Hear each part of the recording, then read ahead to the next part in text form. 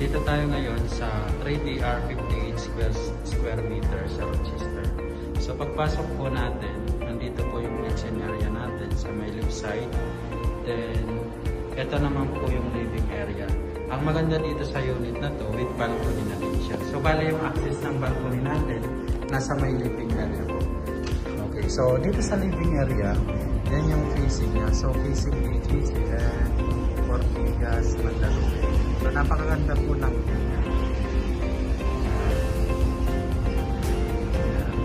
So balik po tayo dito. So ito po yung unang bedroom niya. So sa unang bedroom pa lang is kasyang-kasya na dito yung master's bedroom.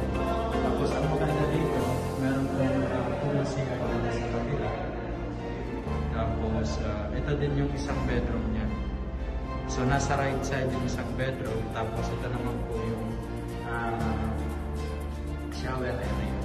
Dito po sa master's bedroom, ang kagandahan dito sa unit na to, meron na po siyang sariling toilet and bath sa loob mismo ng bedroom. So ito po yung